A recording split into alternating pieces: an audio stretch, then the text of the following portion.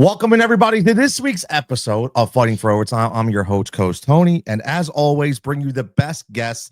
And I'm honored for this guest. Okay, and I got to introduce because listen, this is Mike McDonald, the head coach of the Archbishop Wood girls basketball team, known for leading them to multiple state championships since becoming head coach in 2015. Now, 6-time state champ. I had to write this down. Okay, 3-time PCL champ, 11-time district champ, Cardinal Doherty lineage to St. Cecilia's, to Archbishop Ryan, to Chestnut Hill, and now to Archbishop Wood since 2015. I have to say, I'm totally blown away. I should have rolled out the red carpet for you, brother. I appreciate it for you. You're little off. Listen, this guy's been on ESPN, Sports Illustrated, and he calls a little old Tony's podcast for Fighting for Overtime, brother. I appreciate it, man. How are you? You having me on. Oh man, great to be here. You come from a. I've been getting people in my ear, man. You got to get Coach Mike on. You got, shout out Nicole Baxter, okay, Noelle Baxter, who got to get Coach Mike on. Shout out Michaela Finnegan, Delaney Finnegan. The lineage goes on, man. But man, you've been doing this since 2015, right? I've been at Wood actually since the 2013, 2014 season as an assistant. I was an assistant for my first 2 years. I actually took over for playoffs in my second year. Oh, wow. The interim, and then became the head coach in 2015. So it was unexpected. To be the head coach? Yeah. Oh, absolutely. I still remember when they said, you want me to be the head coach? You want me to be, I think I was like 28, 29, something like that. And it was, yeah, I mean, so I didn't know if that was what I wanted to do. I just tried to stick with what they already did, and so worked out. If I'm correct, and tell me, I was reading, so your dad played basketball and coach. Your mom was on a bench as well. My dad coached. Okay, he coached us at St. Cecilia's JV. And, okay, he probably coached some Foxrock teams.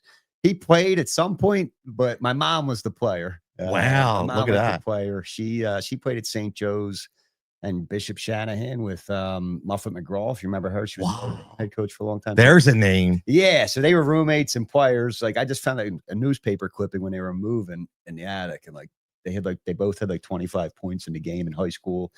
So they were good. She's in the Big Five or the St. Joe's Hall of Fame for women's basketball. So she's St. Joe's, man. Yeah. She's the real deal. She's the OG. She's the OG. But my dad coached for a long time. He did pretty good too.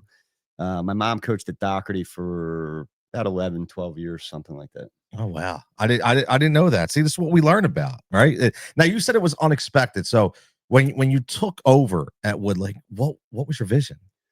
Try to just do what they were doing. I mean, they won 3 straight state championships back in 2010 to 2012. Okay. And I know, again, I was fortunate to coach with Jim Ritchie, who was the coach there for about a decade, and then John Gallagher for 2 years after him. Okay.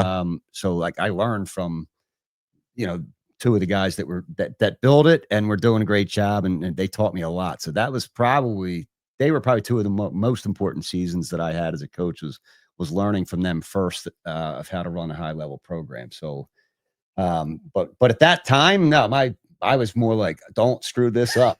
Don't screw this up. They get in this championship game almost every year. Don't screw this up. So that's a lot of pressure, man. It is. And I felt it, especially that first season when I actually took over as head coach. I think I felt it. Probably handled things with under stress.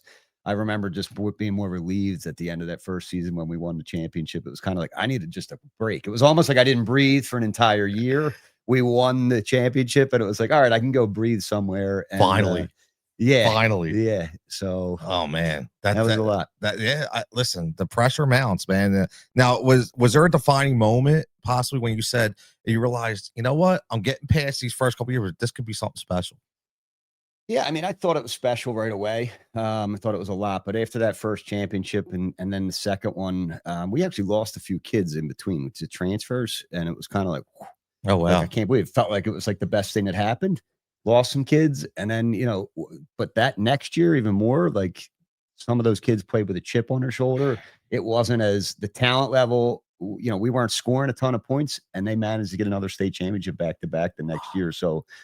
But at that point, I realized, it was special because how committed there was so many kids in the program at that point in time, probably 24, 25 kids.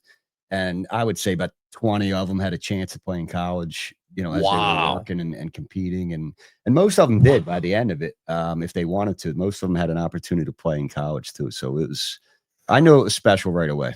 So with that, you say 24, 20 kids, talent development, right, is a huge thing. So how do you balance talent development while you're also building that right culture? I think it's one and the same. I think we do a lot of work in the off season. We open gyms, as Noel will tell you, they're optional. They're optional. Let's see that word optional.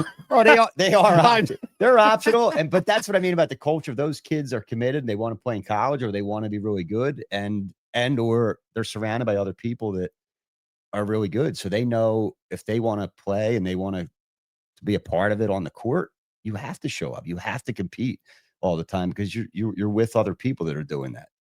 And that's the beauty. We call it like the positive peer pressure. One of the parents that one of the kids that I coached, she graduated in 2021. Her dad said that. It's like, it's positive peer pressure. It's like, you might not want to go work out today, but somebody else is, and go work out with them. It's kind of a good thing. Gets you out of bed, gets you motivated in the summer. I think that's really the culture, is being surrounded by other people that really want to work at it and be good at it. Because as we all know, teenagers don't always want to work at things. You'll be there one day when you have one of your own. I was there as a teenager. You were there, right? You were there. We were all there, man. So it's good to have like-minded people around you. Oh, definitely. I like that. PPP. I like that.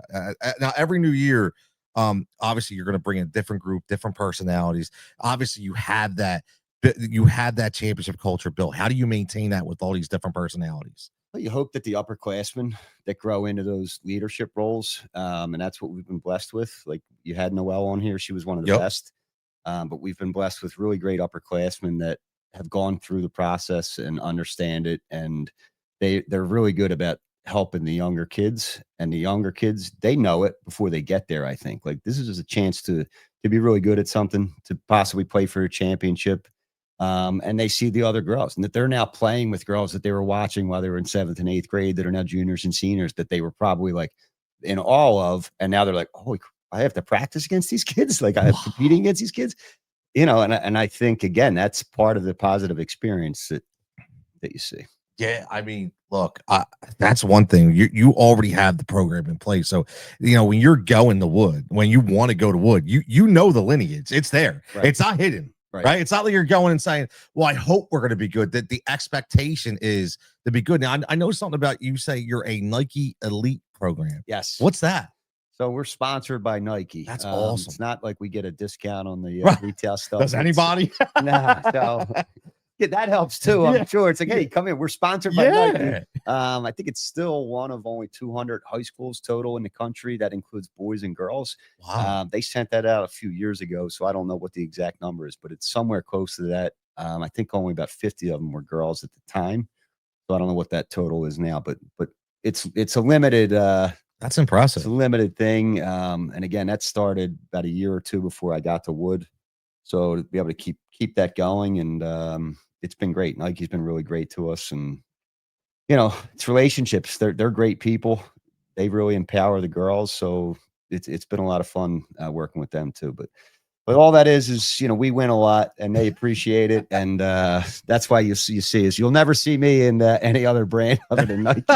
Wait, I better. Am I on video with my answers on? I better be careful, man. That clip. Yeah, people are listening to this. No clips for this one. No clips for this one. Nah, man. Listen again. We're talking to head coach Mike McDonald, the girls basketball team at Archbishop Wood varsity girls.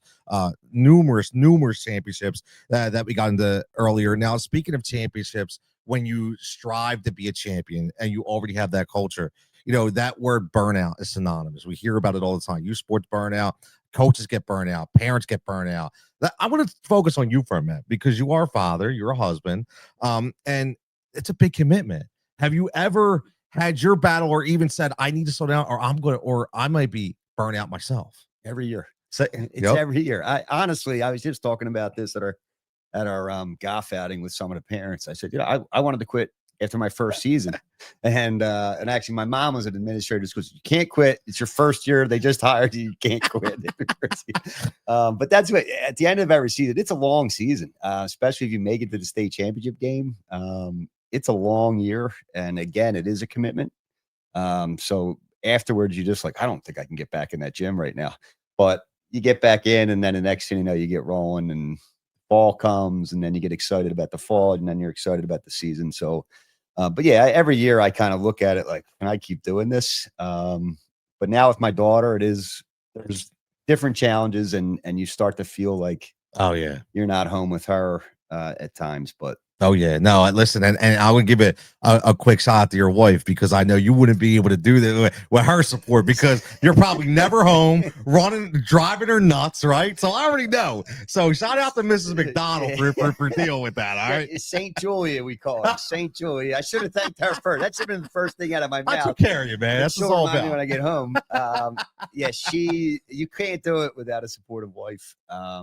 She's incredible. She's incredible to my daughter, and she's incredible to me. And, again, she's part of our Wood family too. She loves the girls, gets to know them, comes to support. She's a huge fan. When I come home and I'm negative, she's like, maybe they just need a little positivity, that kind of thing. So she gives me balance that way, whether I want to hear it or not. So she's kind of like the secret advocate behind the scenes, man. I like this. She's it. We're learning, man. We're learning here. It. Yeah. I love it, man. I love it. Now, you mentioned about earlier off record, we were talking about kids playing all year round, right?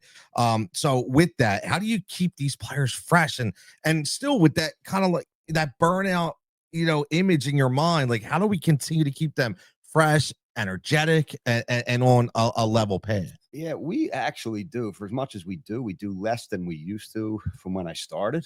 Oh, wow. With that in mind. Okay. That and AAU has really taken a step up, I think, in how long they go. And just about all, if not all, our kids, over the last 7, 8, 9 years have all played AAU. So it's kind of like we don't do anything in July. Okay. We have a camp for grade school kids in August for a week. But outside of that, we don't really do anything in August. So that's 2 whole months. We used to do some in July, playing a summer league, things like that. We don't really touch those 2 months.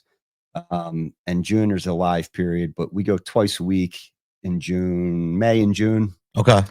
And then we play in that live period now in the NCAA period. And then in the fall, we go, 2 times a week, and then we might play in a fall showcase, 4 or 5 of those. But we actually did less this fall. I think we're playing in 4 total. So we've taken a little break, and then I give them purposeful breaks, like, where other schools might run open gyms into the tryouts. When we hit November, we give them like a 2-week off period that way. So then it's like a reset for when the actual season is coming in.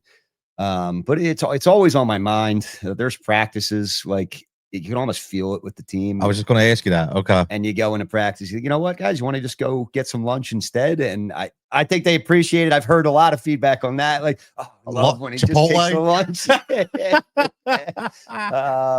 We actually used to go to Crafty's Brick House. Oh, okay. Yeah. That's like 10 different names now. I don't even know what it is anymore. Yeah, I don't know what it is right now, but we used to go there because they had the big picnic table. Oh, yeah. I remember that. Yep. I remember that. But and again, it varies, I think, from player to player and what and how they're perceiving what's going on. Not everybody wants to push themselves to play in college. That's a good point. The kids that want to push themselves to play in college kind of see it like, I know this is what I have to do because I want to get there. But there's still high school kids that can still be pretty good high school players that might not necessarily want to do all that. And that's where I think over the last couple of years, I'm trying to find a way to kind of keep them included and still have them, reach our standards of what we need every day, but also kind of find a way to keep the balance for them and make it a little more fun. No, I love it because, I think number one, lunch thing, just that creates so much of a team bonding aspect, that sometimes you remember that stuff more than you remember a game that you played, right? Always. I mean, I remember that stuff, but you just said balance. Now, how about for parents? Like, do you give advice to parents about how to maintain balance? I try to. Right, that's all. I try to.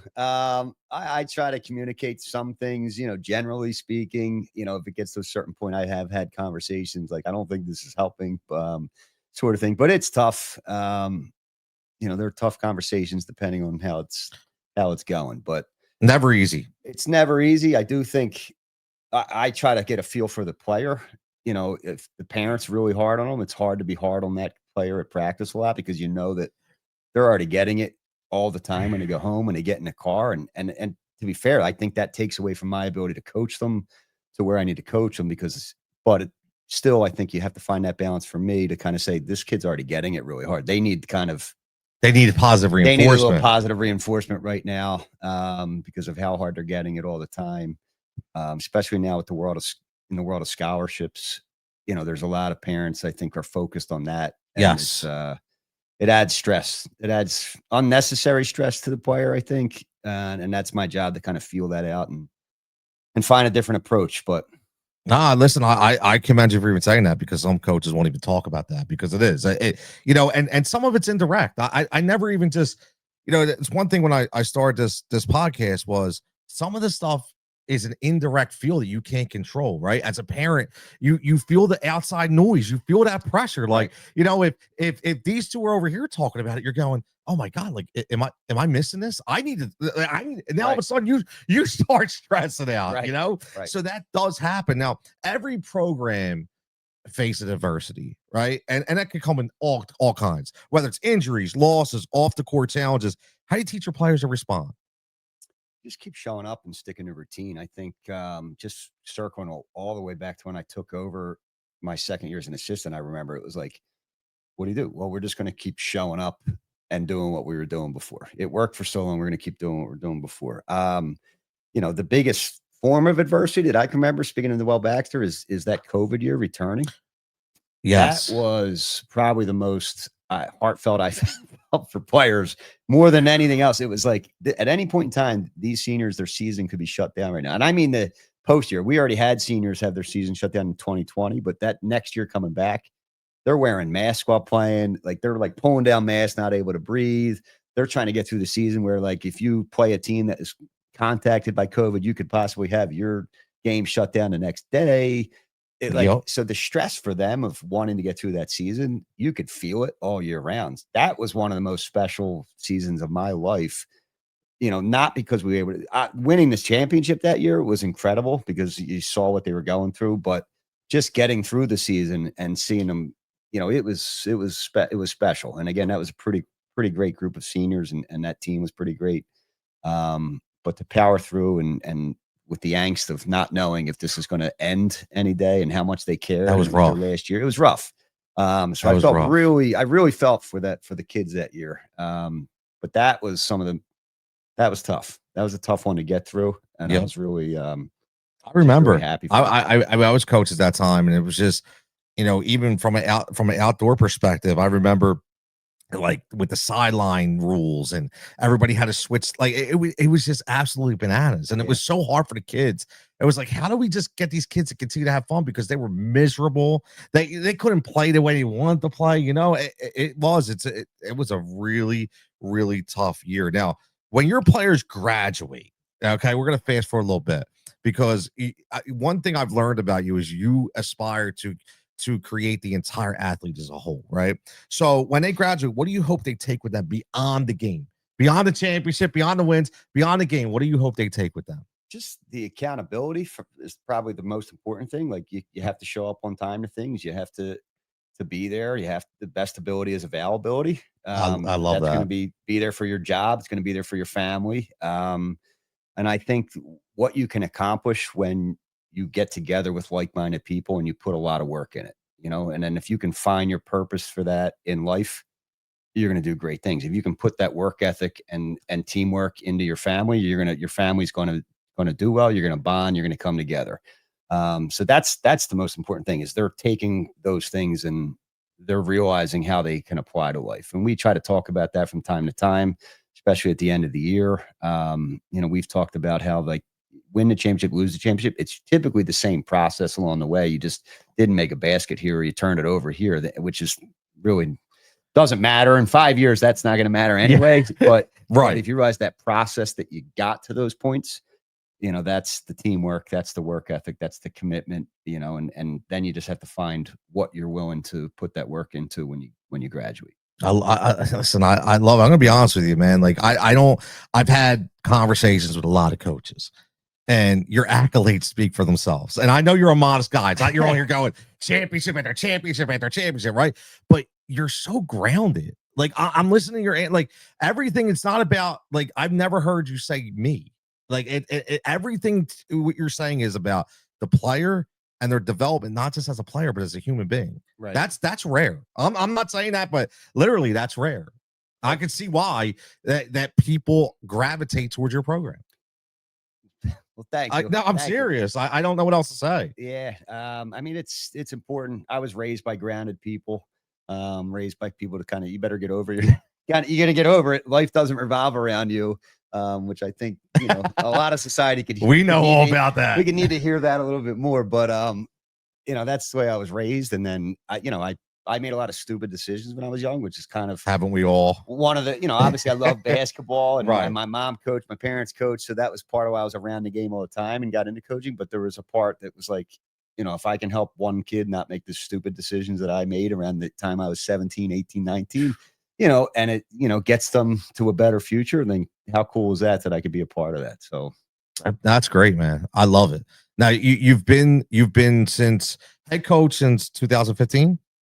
Head coach, yeah, 15-16 season was my first year. So over the last 10 years, if you could put a stamp on kind of how the game has evolved, what would you say? If at all. No, maybe for you, it's not as drastic as some people may think. No, I think it is. I think there's overtraining. I think there's a part of me that wishes I had some of the individual training that these kids go to.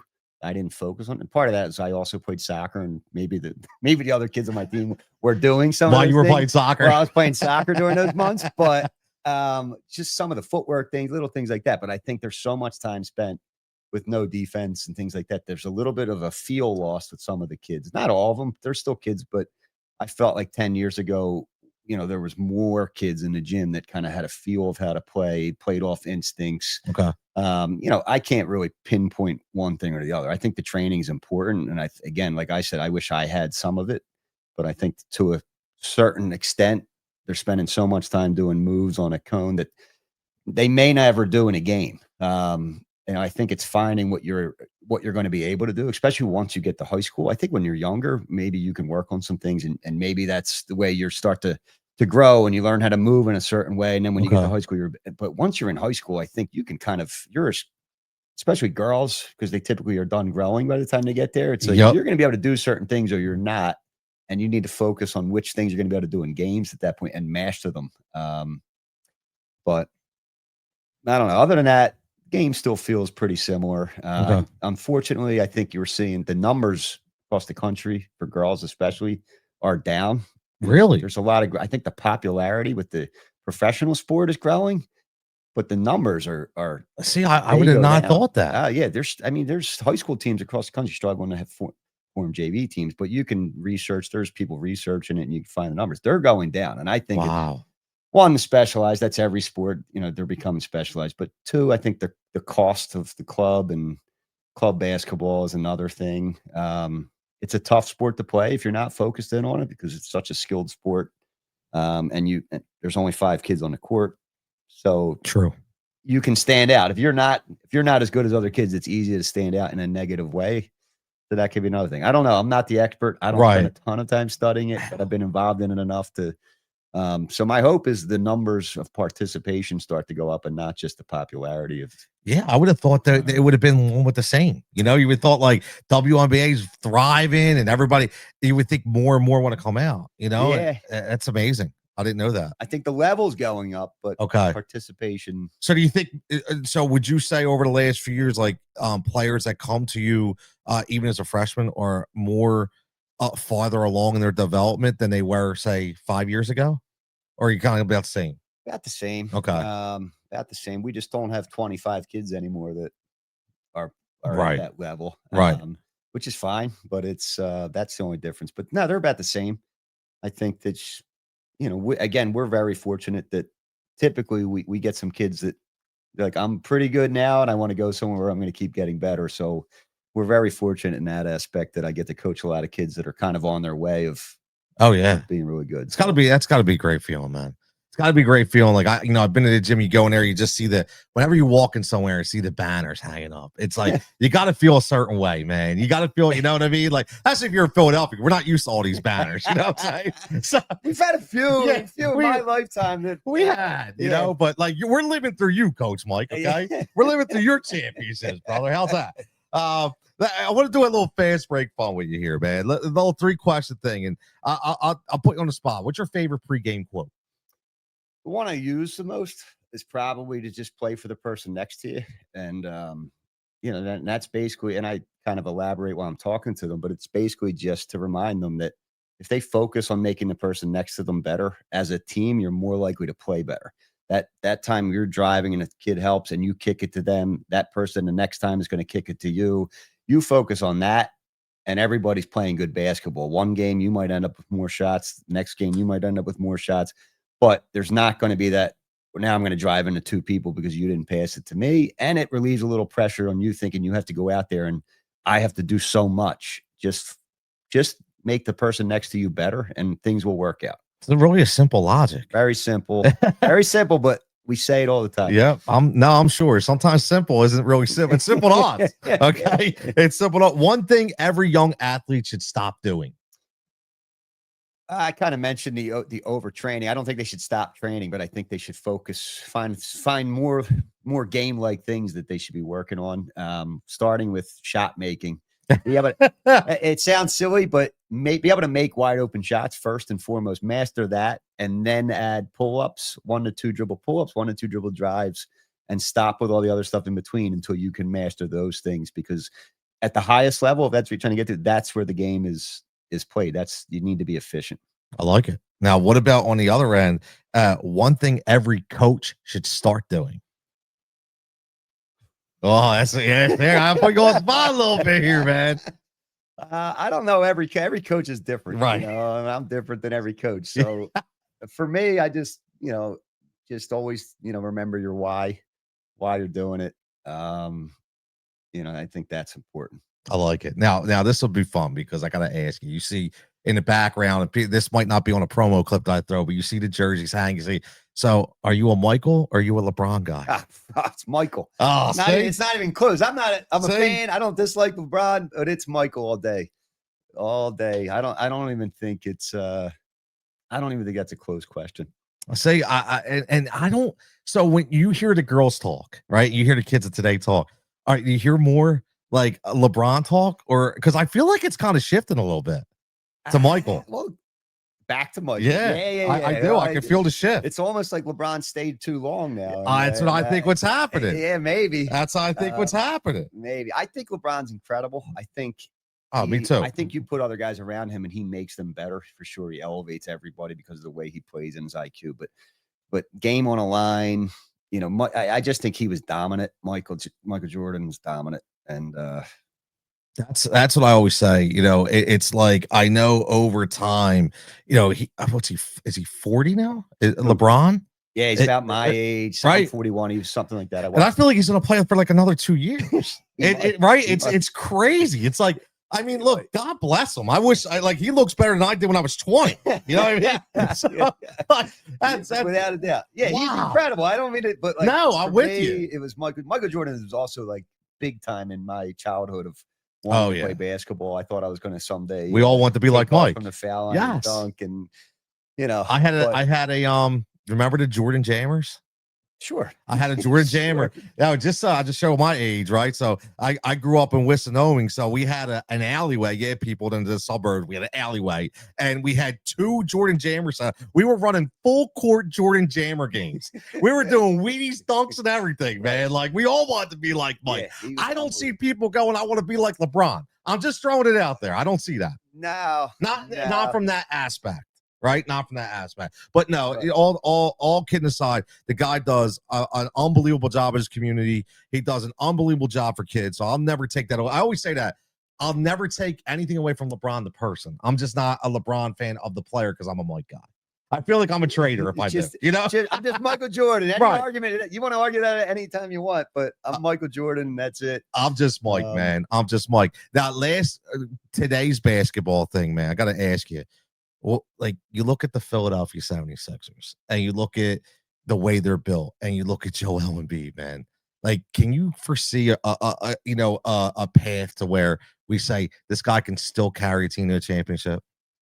It's tough, man. I know one of the coaches. No, but no, I don't see that happen. There's nothing from last year that says it. Obviously, without him out there, I guess it's like a question. Like, I feel bad because I feel like he was so dominant. And I feel like he's just been breaking down. Right.